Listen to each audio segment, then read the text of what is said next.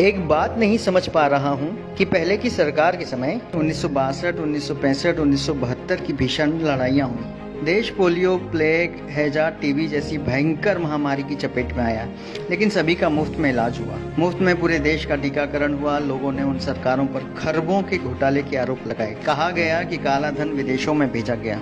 कथित भ्रष्टाचार की खूब चर्चा रही। बावजूद इसके देश में बहुत सारे सरकारी कारखाने व कंपनियां खड़ी हुई। सरकारी अस्पताल, सरकारी कॉलेज, सरकारी स्कूल बने। सरकारी नौकरियों में कोई कमी नहीं रही।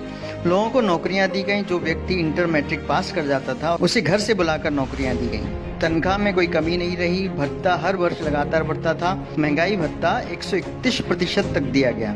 सबसे अधिक वेतन वृद्धि छठे वेतनमान में मिली। सरकारी कर्मचारियों को पेंशन दिया जाता था। देश की जीडीपी 10% से ऊपर थी। आखिर तमाम घोटाले और भ्रष्टाचार से घिरी सरकारें यह सब कैसे कर लेती थी, जो दिव्य महापुरुष की सरकार नहीं कर पा रही है? जबकि वे विदेशों से काला धन वापस ले आए। नोटबंदी से भी देश का काला धन वापस आ गया। जीएसटी से सरकारी खजाना भर गया।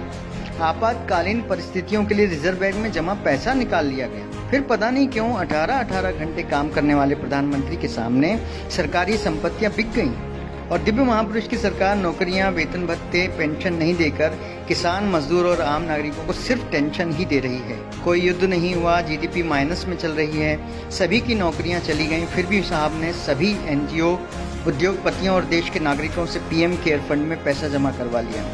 उस पैसे से क्या कार्य हुआ, किसी को नहीं पता। देश में बड़ी अजीब स्थिति बनी है। अगर कोई सवाल कर रहा है तो उसको पाकिस्तानी या देशद्रोही बोला जा रहा है। मेरे ख्याल से उन युवाओं को तो अब कम से कम अब जाग जाना चाहिए जो पढ़े लिखे होने का दम्भ भरते हैं।